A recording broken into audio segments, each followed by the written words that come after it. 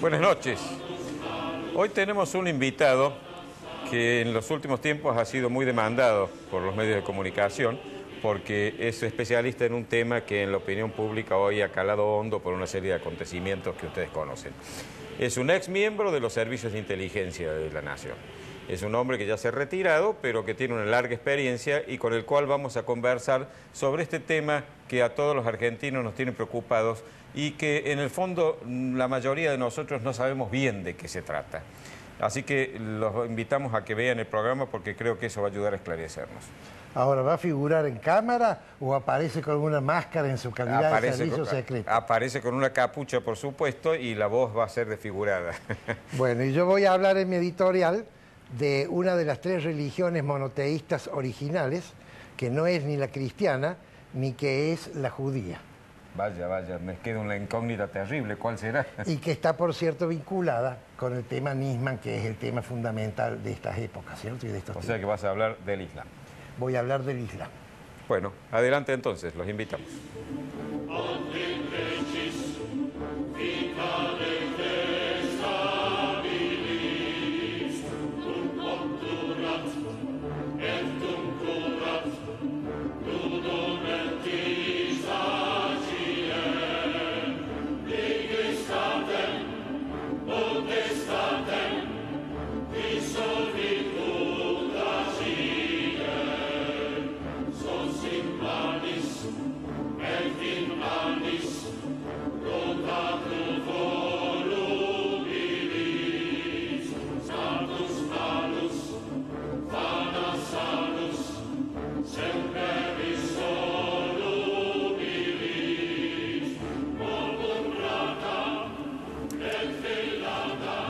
El lunes pasado yo les decía que los acontecimientos políticos, los escándalos políticos, para llamarlos de otra manera más precisa, se suceden en la Argentina de manera tan vertiginosa que no alcanzamos a asimilar uno, que ya inmediatamente tenemos otro u otros más que nos vuelven a golpear. Esta semana, mejor dicho, la semana pasada, hemos conocido una historia que realmente nos deja estupefactos. En la Secretaría de Derechos Humanos de la Nación estaba trabajaba un funcionario que había cumplido 10 años de condena en Barcelona por violación. Es decir, uno se queda realmente sorprendido. En la Secretaría de Derechos Humanos, un violador de derechos humanos elementales. ¿Cómo se explica esto? Seguramente casi todos ustedes en los diarios, en la televisión han visto y conocen este tema, pero no viene mal que lo recordemos. Este señor se llama Carlos Alberto García Muñoz. Fue miembro de una banda subversiva, de una banda terrorista de montoneros, estuvo preso durante el gobierno militar y en el año 1978 se escapó con otras 3 personas de un centro de detención clandestina que se llamaba Mansión Seré. Se escapó, salió del país, se fue a España. Y en 1999 se había separado de su mujer con la que tenía 2 hijos, fue a la casa de su mujer, la mujer no quiso atenderlo, rompió la puerta, amenazándola con un puñal, con una navaja, la golpeó, la violó, volvió a golpearla hasta hacerla perder el conocimiento, y en medio de los gritos de sus hijos, y luego se fue. Bueno, obviamente fue detenido, fue juzgado en un país a donde el delito se paga, y fue condenado a 15 años de condena, 15 años de prisión, perdón, y creo que cumplió algo menos, como suele ocurrir, y salió algunos años después, creo que 10 años después. Cuando salió, volvió a la Argentina, y acá fue recibido como un héroe. Este héroe que había golpeado, violado, amenazado a su mujer delante de sus hijos, fue designado en el ministerio, en la Secretaría de Seguridad y fue además homenajeado por la Presidenta de la Nación y por muchos miembros de su gabinete y de su entorno. En las fotografías vamos a ver en primer lugar a este hombre que está con una bandera, para que le vean la cara, para que si lo encuentran por la calle sepan de lo que es capaz este individuo, este delincuente. Y en la siguiente lo vamos a ver ya acompañado por conspicuos integrantes del grupo oficialista. Ahí está con dos hombres de la agrupación La Cámpora, levantando sus dedos con la señal de la V de la victoria. En la siguiente lo vemos acompañado ya de un hombre cuya candidatura él acompaña, que es Rossi, precandidato a presidente de la Nación por el Frente de la Victoria, y parece que le gusta siempre hacer esa seña con los dedos. Y por último, con la presidenta de la Nación, que en un acto público lo hizo ponerse de pie y hizo que lo ovacionaran por los méritos que tenía este delincuente terrorista y violador. Ahí está abrazándola realmente emocionada, la emoción que le provoca a una mujer que se ha dicho defensora de los derechos de la mujer, dice combatir contra los delitos de género y que ha llegado a decir incluso que es descalificada y atacada por su condición de mujer a un hombre que ha violado a su esposa, realmente nos deja todos sorprendidos. Por supuesto que cuando esto se conoció, este señor se vio en la situación de renunciar, presentó su renuncia. E inmediatamente el secretario de Derechos Humanos de la Nación, Martín Fresneda, se vio en la obligación de tener que dar una explicación. ¿Por qué ese hombre había estado ocupando un cargo, nada menos que en la Secretaría de Derechos Humanos a su cargo? Las respuestas de Fresneda y las explicaciones realmente son de antología. Dijo que en realidad este hombre no había mentido, sino que había omitido este episodio, esta pequeñez en su currículum, la pequeñez de haber estado más de 10 años preso por violación y por agresión. Se olvidó. Pero además dijo que lo había nombrado por recomendación de los militantes. Es decir, que el acceso a los cargos en el sector público, este gobierno los hace en función a la recomendación de los militantes. Se accede simplemente por ser amigo, estar vinculado con la gente allegada al poder. ¿Esa es la forma lógica? Bueno, también parece que esto, en alguna medida a Fresneda le remordió la conciencia, pero dijo una frase que realmente termina de cerrar el círculo de lo poco feliz. Ojalá pudiéramos tener concursos públicos, dijo. Ojalá. Ojalá, les recuerdo, es una expresión, es una locución adverbial que viene del árabe, Yahualá, que significa Dios, si Dios lo quisiera. Realmente, si el señor Fresneda piensa que la designación o la posibilidad de que las designaciones se hagan a través de concursos públicos depende de Dios, y lo diga desde un gobierno que hace 12 años está en el poder, realmente parece una burla, porque si esto depende de Dios, no sé qué estuvieron haciendo ellos durante 12 años. Ahora bien, esto trae a colación el tema tan remanido de los derechos humanos. Los derechos humanos es algo muy viejo, es una creación liberal. Cuando los liberales decidieron hacer todo lo posible por derrocar las monarquías absolutas y hacer que el ciudadano pase a ser protagonista y los hombres y mujeres fueran iguales ante la ley, aparecieron evidentemente los derechos humanos. Y el primer derecho, el derecho a la vida, y luego el derecho a la libertad, inspirado en la religión judeocristiana, en la tradición judeocristiana. Cuando Moisés bajó de la montaña con las tablas de la ley, el quinto mandamiento decía no matarás. Y los judíos lo tomaron como uno de sus 10 mandamientos básicos, que luego los cristianos también los adoptamos como propios. Y aparecieron en la historia los derechos humanos ya como tales, consagrados y taxativamente enumerados, durante la Revolución Francesa, cuando la Convención francesa, la Convención Constituyente, en 1789, redactó y aprobó la Declaración de los Derechos del Hombre y del Ciudadano.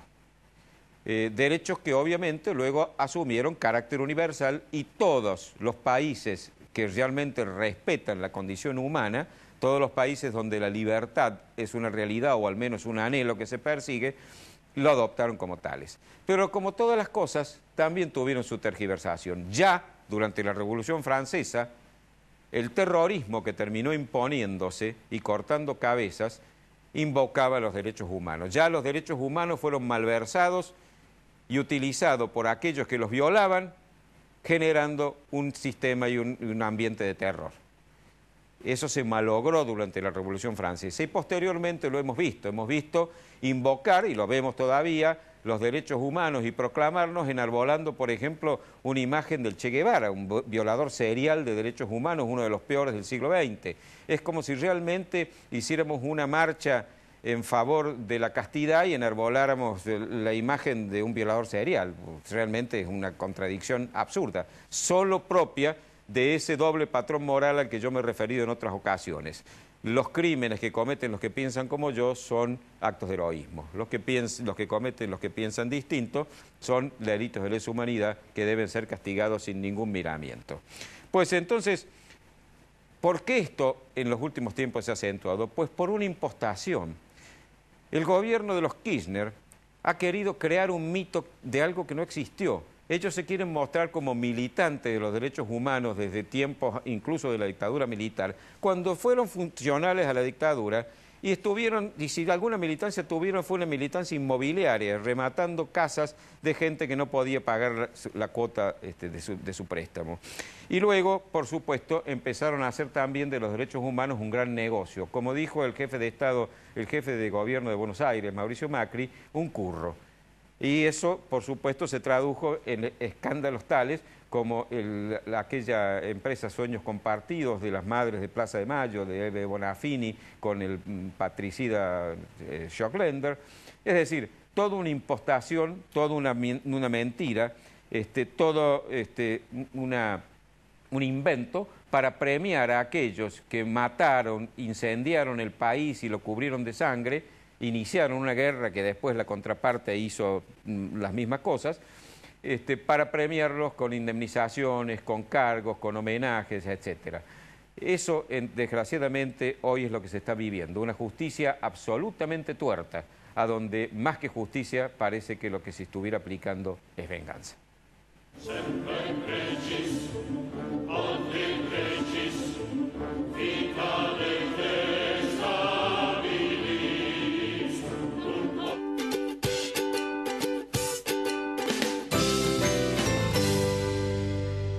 Morecia Allende, Ibáñez Padilla, Administración de Propiedades y Consorcios. Claridad y confiabilidad. Morecia Allende, Ibáñez Padilla. Centro Tomografía Computada Córdoba Sociedad Anónima. Instituto Ulton, líder en diagnóstico por imágenes. Primer instituto de cirugía ambulatoria mínimamente invasiva del interior del país. Avenida Vélez Arfiel 562, Córdoba, Argentina. Teléfono 0351 426 7700.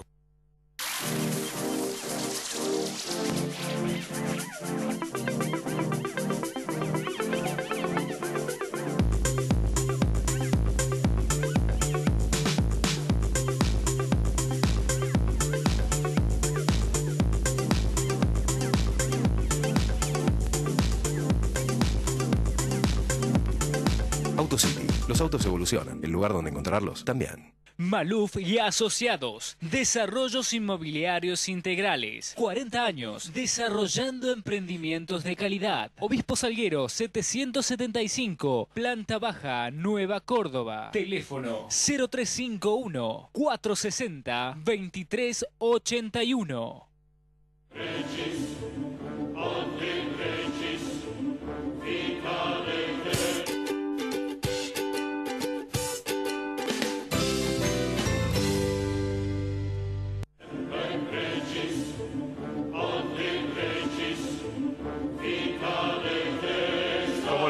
Al comienzo, nuestro invitado es un ex miembro de los servicios de seguridad, es el doctor Horacio French, que nos acompaña. Bienvenido, Horacio, es un gusto tenerte aquí. Igualmente, muchas gracias por la invitación. También les anticipé que está siendo requerido con frecuencia por los medios de comunicación porque los temas de actualidad los requieren, hacen necesaria su opinión. Horacio, vamos a escucharte y Eduardo va a ser el Trataremos, como sabemos que usted, doctor, está en muchas entrevistas, que la nuestra tenga cierta originalidad. Usted está invitado por miembro de los servicios, pero también está invitado porque es doctor en Derecho y creo que su tesis es el secreto de Estado. El secreto de Estado, sí. ¿Me permitiría yo hacer un comentario antes de que vos nos cuentes un poco? Yo soy un poco, digamos, desconfiado con esto del secreto de Estado. Siempre me pregunto si en un sistema republicano y democrático en paz, tiene cabida y es razonable que el Estado tenga secretos. Si los secretos no tienen que ser del ciudadano y lo del Estado tiene que ser todo transparente. Aquel principio republicano de la publicidad de los actos de gobierno. E incluso siempre el secreto de Estado me ha traído a la memoria, quizás porque le encuentre alguna afinidad con la razón de Estado, que era aquella idea inspirada en Maquiavelo, según la cual los intereses políticos no necesitaban sujetarse a normas éticas o morales, lo cual constituyó al final una excusa perversa con la cual se cometieron grandes crímenes. Contanos entonces, ¿por qué el secreto de Estado, si es que tiene que existir y por qué tiene que existir? Bueno, en realidad el secreto de Estado es, el origen es militar. Los militares en las guerras necesitaban del secreto, obviamente, porque si no estaban revelando qué acciones iban a tomar. Entonces necesitaban hacer espionaje, necesitaban hacer para el que hace el enemigo, contraespionaje, para que el enemigo no sepa qué están por hacer ellos o qué estaban por hacer ellos, eso sigue hoy vigente. Y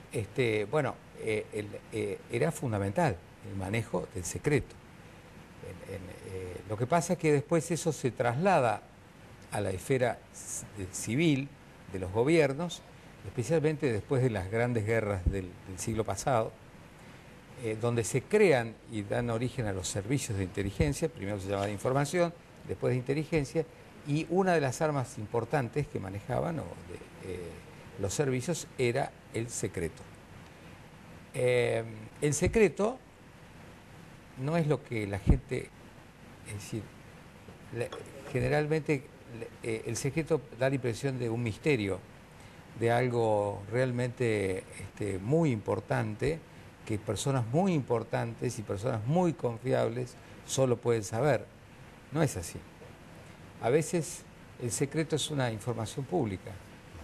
¿Por qué? Porque ha sido clasificada como de importancia en materia de seguridad o en materia de inteligencia, pero está públicamente en un diario.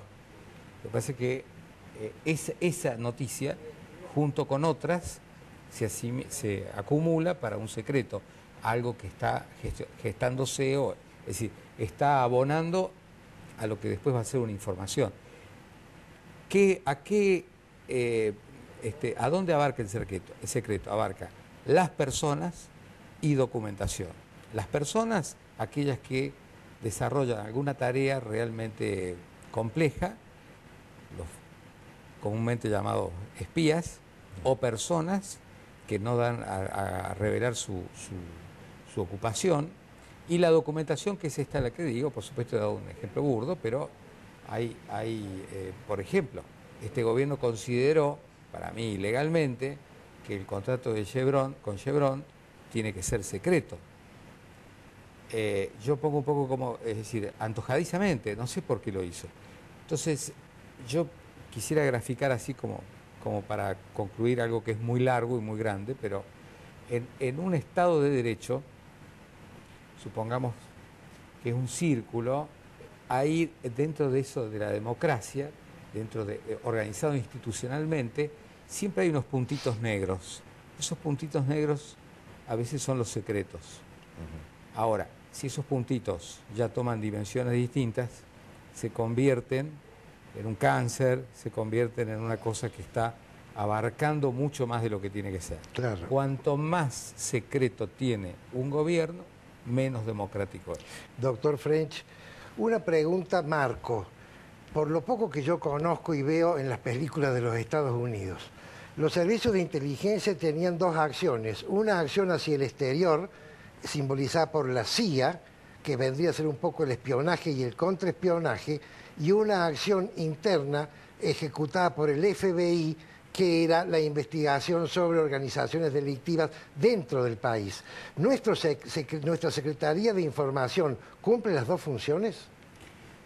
Bueno, hay distintos modelos. Hay modelos como el que tienen los norteamericanos, que pasó por varios procesos y muchos cambios. El FBI interviene en todo lo que es interno e inclusive interviene en las embajadas. Si en la embajada americana en Buenos Aires se produce un hecho, un delito, quien interviene es el FBI. ¿no es cierto? Pero digamos que eso es en la teoría, porque muchas cosas que pasan en el exterior terminan adentro de Estados Unidos y muchas cosas de Estados Unidos terminan afuera, se mezclan. Entonces, es muy difícil que un servicio pueda intervenir exclusivamente en una sola jurisdicción. Oye, vos el símil que hiciste recién para explicar la existencia de secretos, me recuerda un poco, y vos usaste incluso la palabra cáncer, es decir, a la existencia de pequeñas células cancerosas que por el momento no se desarrollan, no desarrollan un tumor. Pero entonces en sí mismo tendría que llegar a la conclusión de que la existencia de un secreto de Estado, en un Estado de derecho y en paz, no es buena, no debería existir. No, debe ser absolutamente restricto el tema. Y te cito dos casos, que son los generalmente que yo pongo así como ejemplo. Uno, el tema Nixon. Cuando Nixon oculta información de la famosa Watergate, cuando entran a espiarle a los demócratas. Bueno, y ¿cuándo cae él? Cuando le dicen, bueno, vamos a desgrabar, tiene que entregar las cintas donde habían grabado en su despacho, donde quedaba al descubierto ellos lo tenían como secreto de Estado. Y de hecho, eso continúa hoy siendo secreto. Por eso lo difícil que es desclasificar un secreto. Eso hasta el día de hoy, que está en la biblioteca Nixon, en Estados Unidos, sigue secreto esas grabaciones. Porque él renunció y se fue.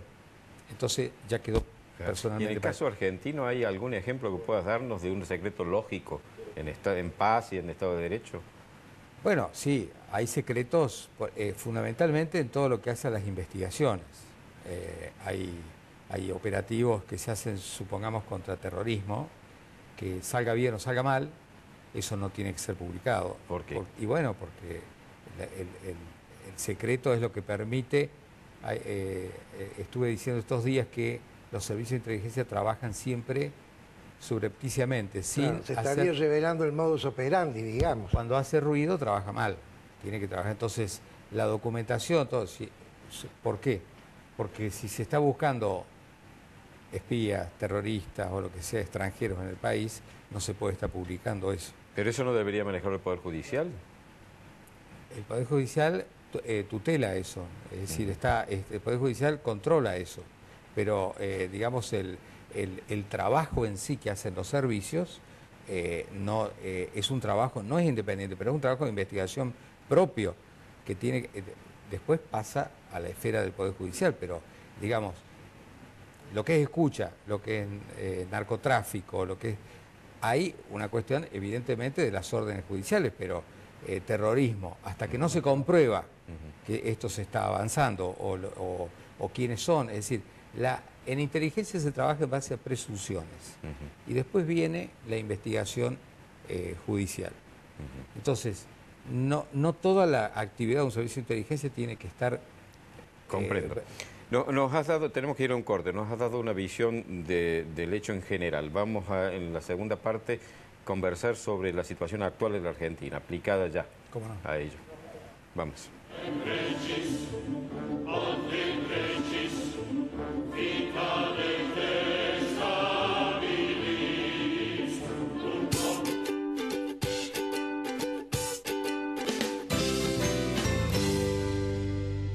Moresi Allende y Báñez Padilla. Administración de propiedades y consorcios. Claridad y confiabilidad. Moresi Allende y Báñez Padilla.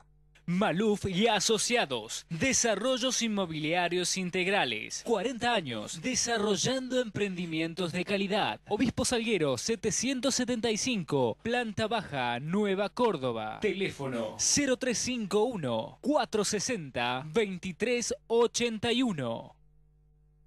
Centro Tomografía Computada Córdoba Sociedad Anónima. Instituto Ulton, líder en diagnóstico por imágenes. Primer instituto de cirugía ambulatoria mínimamente invasiva del interior del país. Avenida Vélez Arfiel 562, Córdoba, Argentina. Teléfono 0351 426 7700.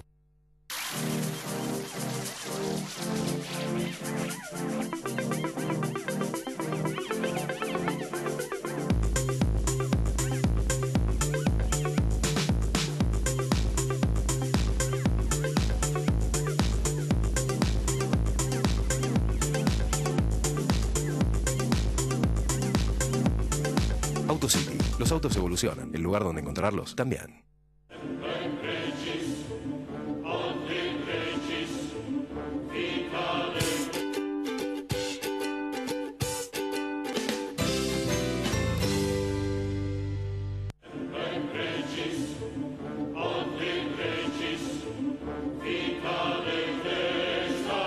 Continuando, doctor French, quiero hacerle una pregunta primero referida a la defensa nacional, después hablaremos de la seguridad interna.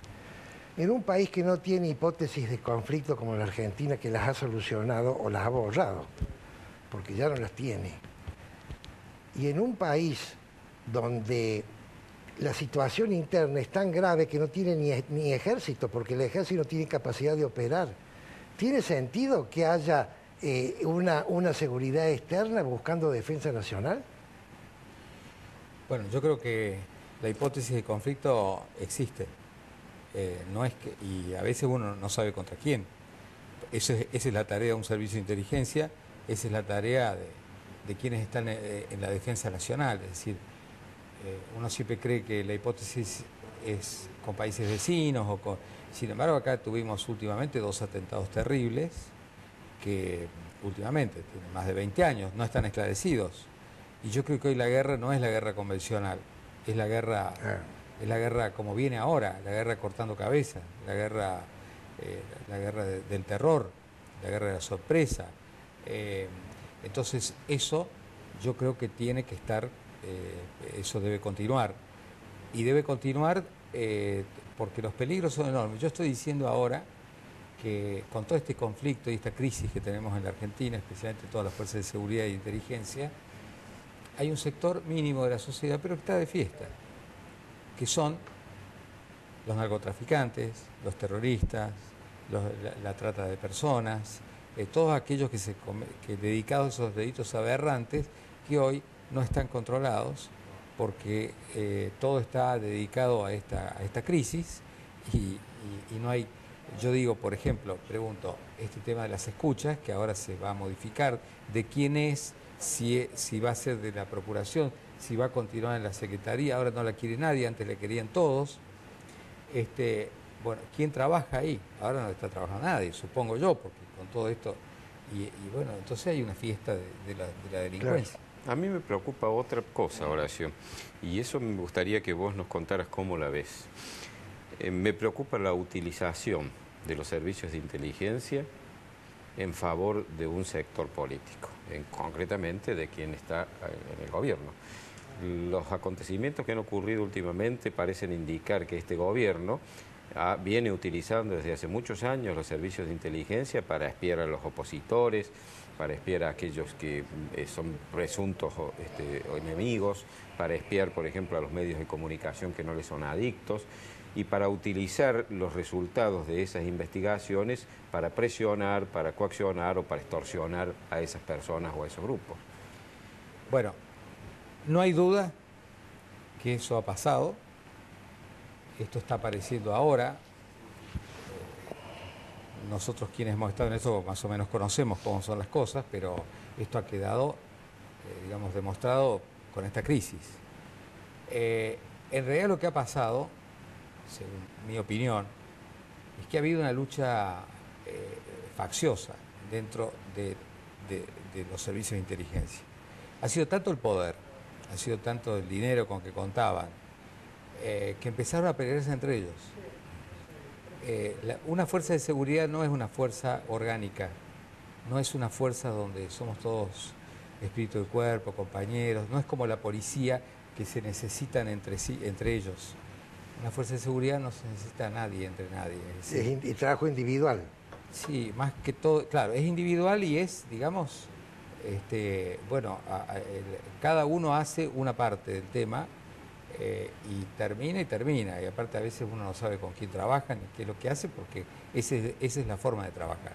Ahora, lo que ha pasado acá es que hubo 2 bandas, estoy muy enojado con esto, muy enojado, porque quienes hemos trabajado tantos años en un servicio de inteligencia y nos hemos preocupado por tener esto como una profesión noble, aunque la gente, muchos no lo piense, pero hay muchísima gente que ha trabajado muy bien y que se ha jubilado 30, 40 años y que ha ido todos los días de su vida a trabajar y ha cumplido su tarea y ahora está representado por dos bandas de agentes que se han peleado entre ellos y que uno ha perdido y el otro también va a perder porque van a quedar todos afuera. Entonces, ahí sale y quedan expuestos en esa lucha con el tema Nisman, porque se les escapó el tiro a ellos, no con Nisman, ¿no? Sino se les escapó la cuestión del manejo entre ellos. Entonces, ¿qué pasa? La lucha termina exponiéndolos públicamente, que es lo peor que le puede pasar a un hombre que trabaja en inteligencia. Lo que le pasó a Estiuso, que ahora lo conoce todo el mundo.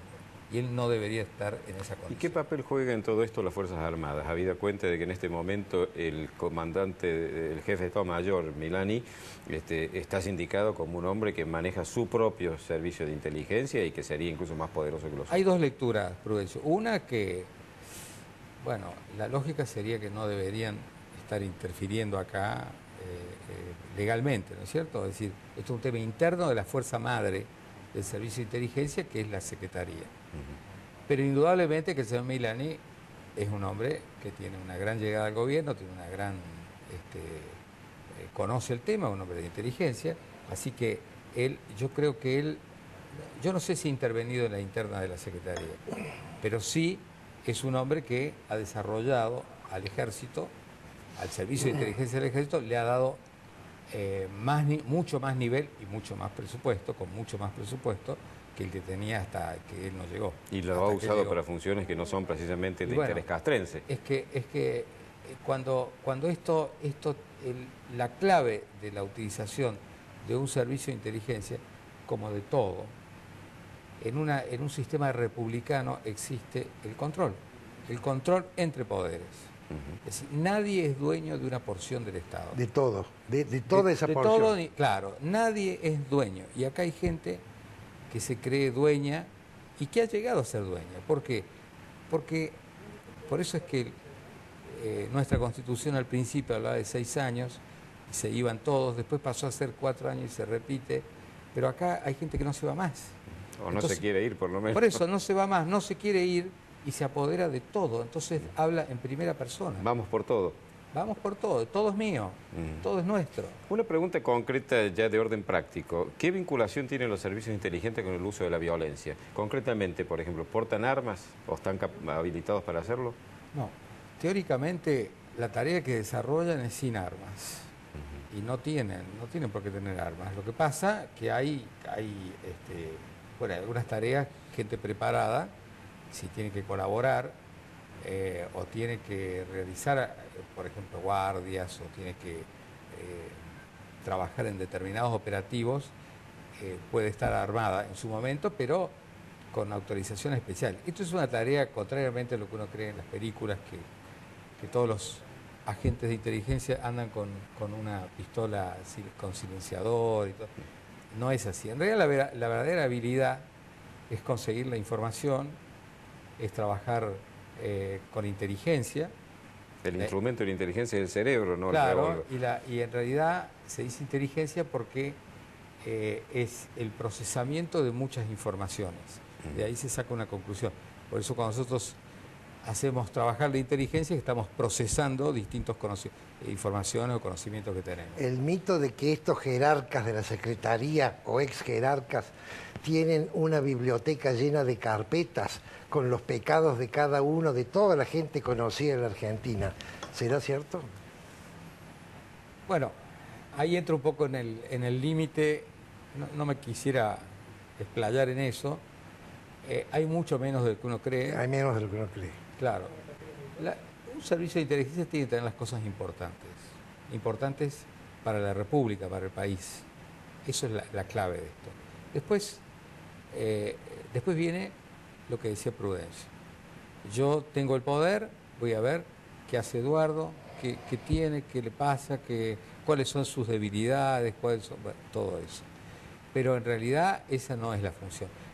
Lo que deberían tener carpetas, que hoy serían archivos de tecnología, digamos, informáticos, es a los narcotraficantes, claro, a los terroristas, a los criminales, que repito, están de fiesta. Eso nos pone muy mal a todos, claro. Eso es lo que debe ser. Y poner, por ejemplo, las escuchas telefónicas en manos de la Procuración General es un cambio meramente cosmético, no cambia nada, por cierto, ¿no? Yo estoy de acuerdo con eso. El problema no es porque el poder de quien tiene la escucha es enorme. Yo creo que el Poder Judicial no la tiene que tener porque son ellos los que ordenan. Estamos cayendo casi en lo mismo. Claro. Si ellos dan la orden de intervenir los teléfonos y a ellos no los controla nadie, estamos en lo mismo. Entonces tienen que ser los fiscales. Lo que pasa que la Procuración hoy tiene un problema que se llama jícaro. Claro, está en manos de alguien que es algo que reporta al gobierno. Claro, que es miembro, digamos, tiene una afiliación política y eso no es para ese ya es otro tema. Doctor, se nos ha acabado el tiempo. Bueno. Muchísimas gracias, muy interesante. Y bueno, en otra ocasión podemos seguir abundando sobre estos temas. Bueno, gracias, Horacio. No, gracias a ustedes por invitarme. Bueno, muchas gracias.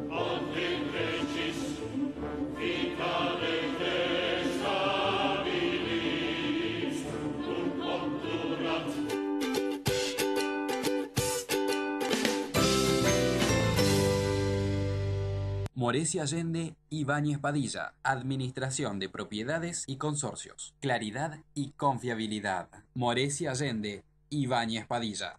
Maluf y Asociados, Desarrollos Inmobiliarios Integrales, 40 años, desarrollando emprendimientos de calidad. Obispo Salguero, 775, Planta Baja, Nueva Córdoba. Teléfono 0351-460-2381.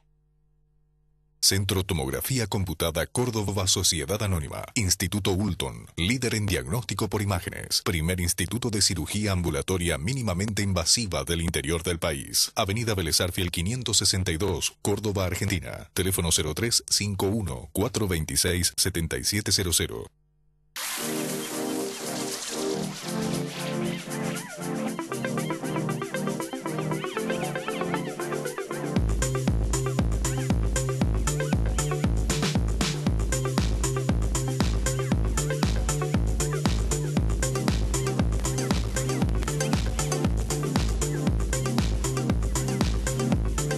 AutoCity. Los autos evolucionan. El lugar donde encontrarlos también.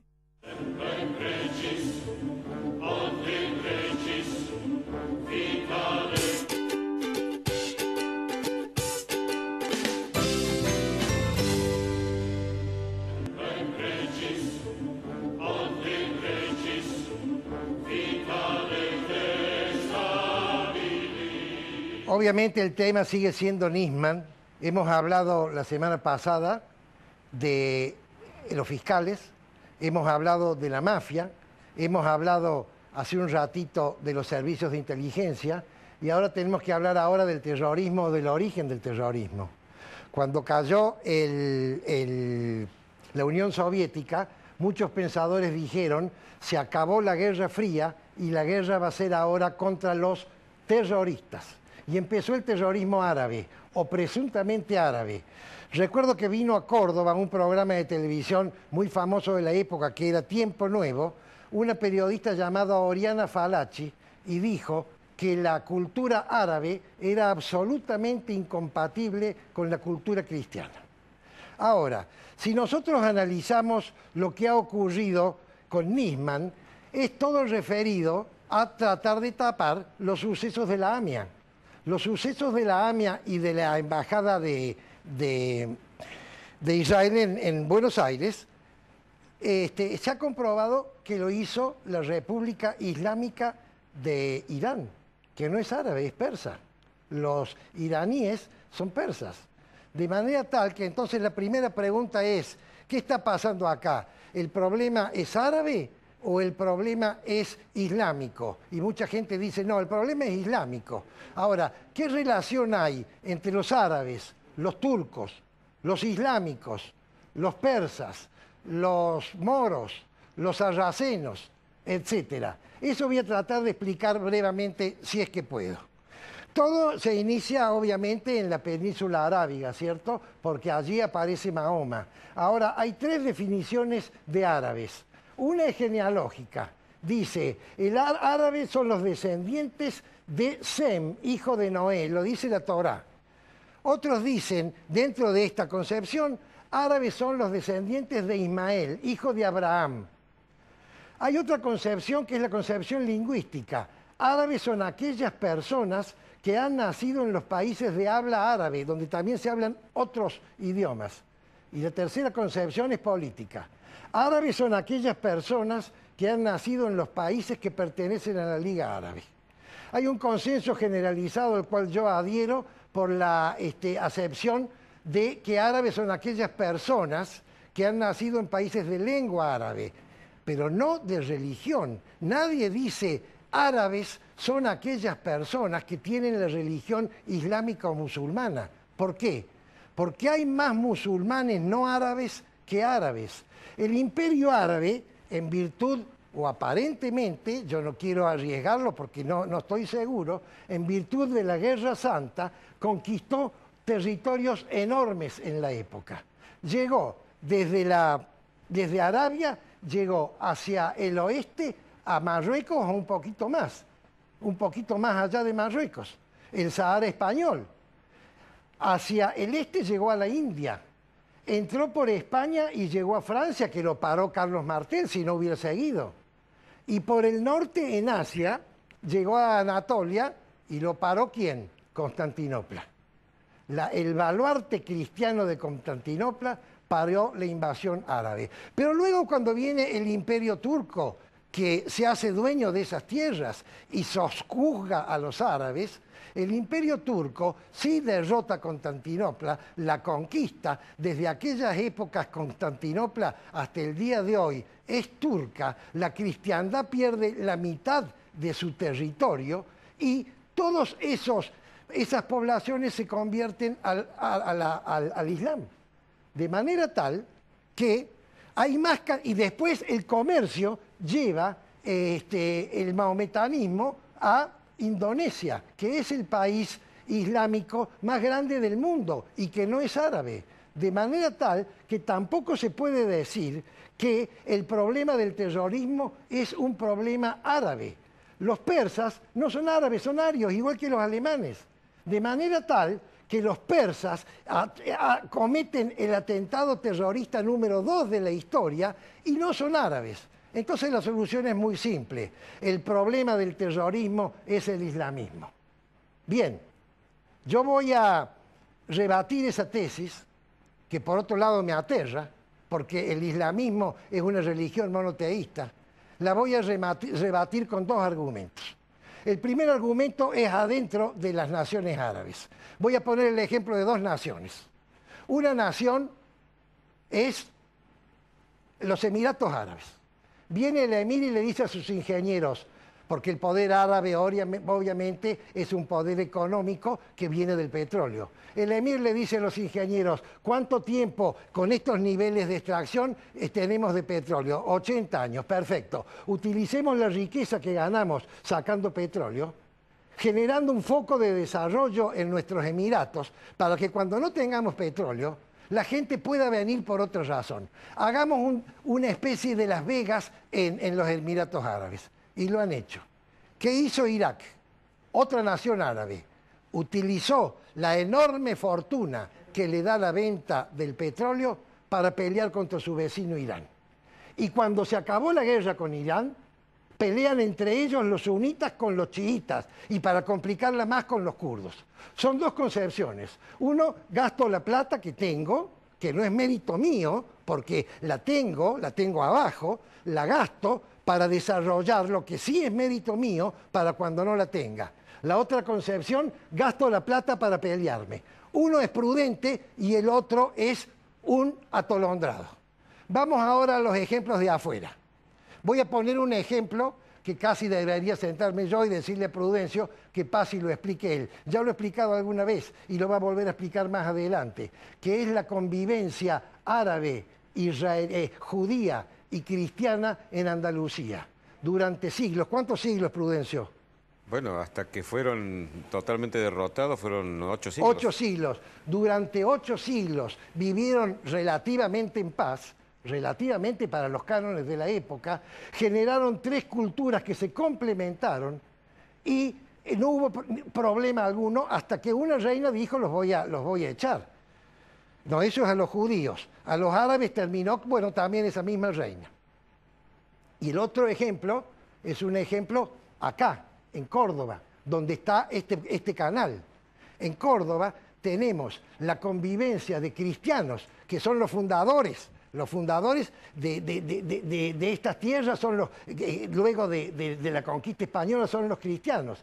Pero luego vienen los árabes con pasaporte turco, así que nosotros les decimos turcos, porque el Imperio Otomano había invadido y nosotros cometíamos entonces, de alguna manera en nuestras chanzas en el colegio, alguna cierta agresión que nuestros amigos nos la permitían porque sabían nuestra ignorancia. No son turcos, son árabes. Y los judíos, nuestros amigos judíos que tenemos y muchos, a veces llamados rusos, porque venían con el pasaporte del zar, no son rusos, son judíos.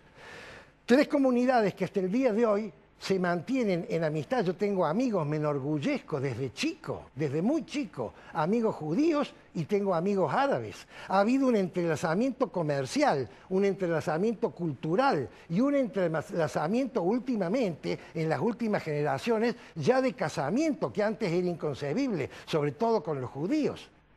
Esa situación se ha potenciado con la formación del Comipaz.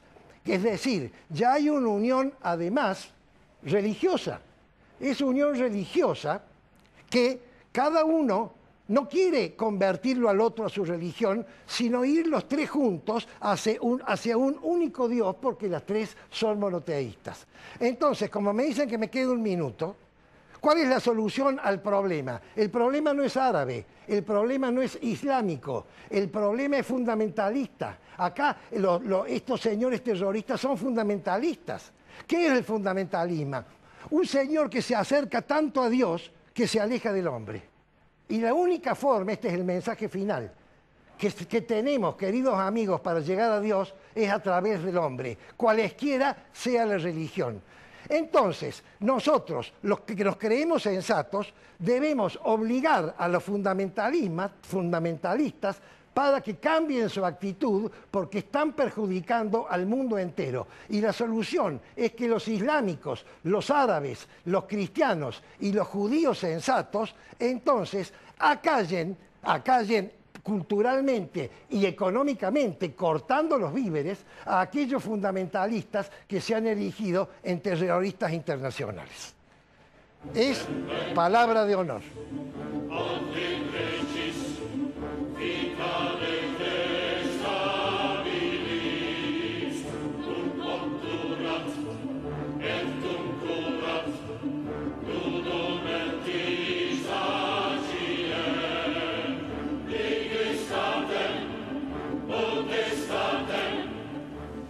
En la columna La ciudad que queremos voy a referirme a un tema al cual ya me he referido en otra ocasión, pero que la importancia que tiene amerita que vuelva a hacerlo. Hace poco, en la semana pasada, se dio a conocer una estadística, un informe, el resultado de una investigación que consistía en la evaluación cuantitativa y, digamos, en orden jerárquico, de las 1000 universidades más importantes del mundo. Y para sorpresa de los argentinos nos hemos encontrado que entre esas 1000 universidades más importantes del mundo hay solo 4 que pertenecen a nuestro país. Una de ellas es la Universidad Nacional de Buenos Aires, que está en el número 378. Le sigue la Universidad Nacional de La Plata, que está en el número 741. Luego sigue nuestra Universidad Nacional de Córdoba, la vieja Universitas Cordubensis Tucumana, en el número 897, y por último la Universidad Nacional de Rosario en el número 978. Realmente no es para enorgullecerse, por el contrario, nos deberíamos avergonzar que nuestras universidades que en algún momento se han destacado en el ámbito internacional, han sido realmente respetadas como casas de estudios de altísima calidad, hoy estén en la cola de las universidades del planeta. Fíjense ustedes que estos números que, repito, a mí por lo menos me dan vergüenza, son el producto de lo que yo en alguna ocasión ya he aludido, el populismo que invadió a la universidad. La universidad convertida en lo que llaman universidad popular, que en el fondo no es tal, porque si la universidad no sirve al pueblo, teniendo la calidad que el pueblo necesita para que salgan de ahí profesionales capacitados, de popular tiene muy poco. Popular no es abrir las puertas en forma absolutamente sin ningún tipo de control y otorgar títulos sin haber exigido previamente una dedicación y haber suministrado una formación apropiada.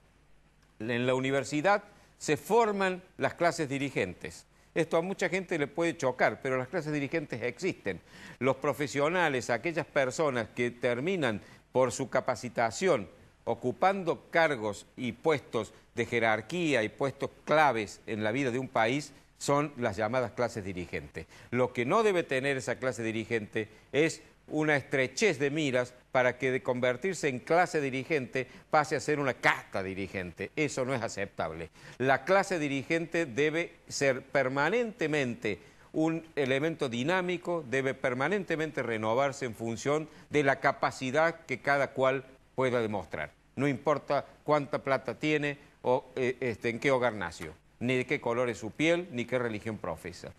Entonces, la verdadera popularidad de las universidades no pasa por abrir las puertas de manera irrestricta, no pasa por hacer que los alumnos estén votando a ver quiénes van a conducir una casa a la cual ellos van a aprender porque no saben.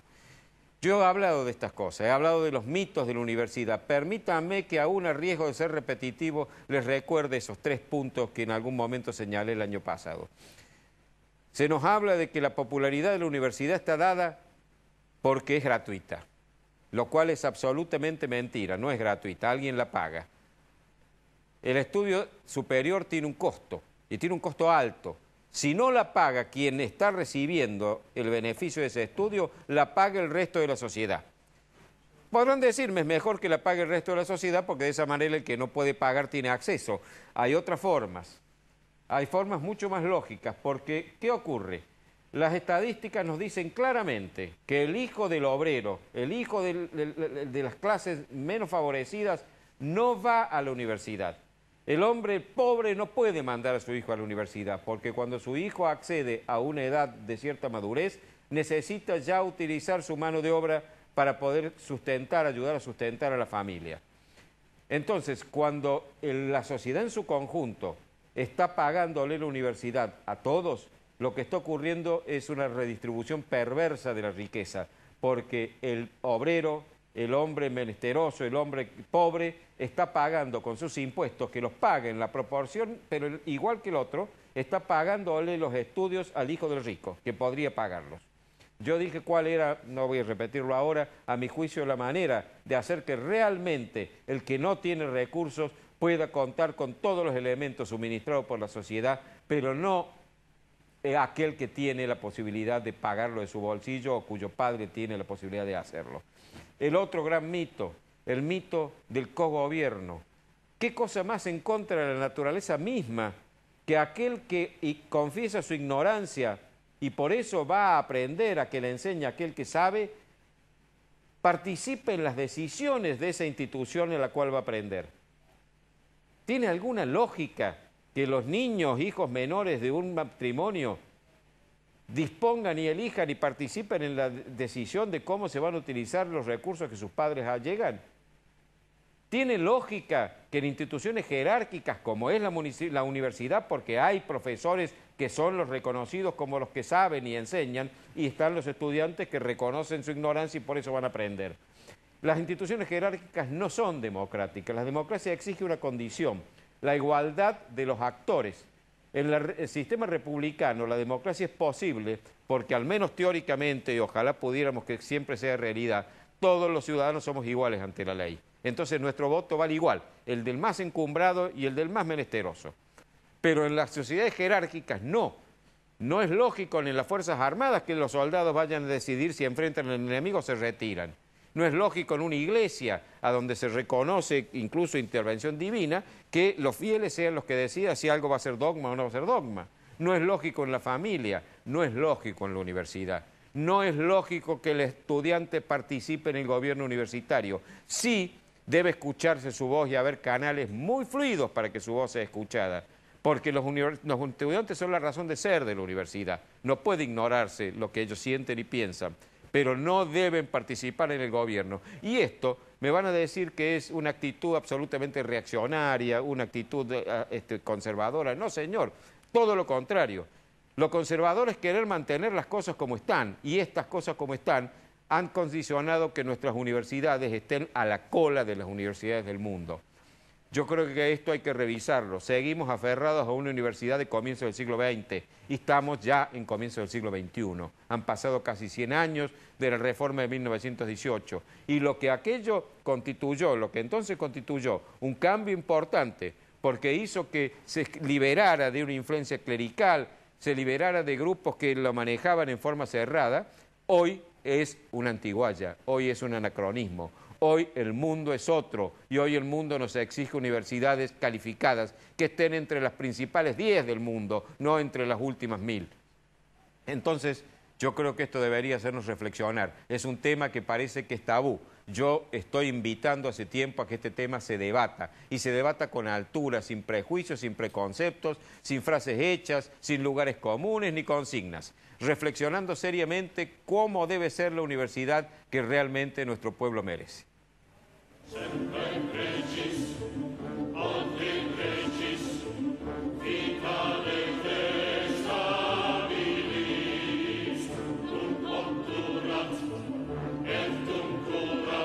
Queda un minuto, Prudencio, lamentablemente, para hacerte una pregunta. Este señor que hablaste en tu primera locución, que fue traído acá y se descubrió que estuvo 10 años preso por violador, ¿habrá cobrado los $250.000 de beneficio por haber sido una persona que tuvo que irse del país en la época del problema con la guerrilla? Es muy probable que haya sido premiado por haberse tomado el trabajo de poner bombas, matar gente y inundarnos en un baño de sangre que después tuvo su correlato equivalente en las Fuerzas Armadas. ¿Qué país? ¿Cómo está distorsionado todo? Estoy pensando en los jubilados. Bueno, no nos queda más tiempo, Prudencio. Será hasta el lunes que viene, si Dios quiere.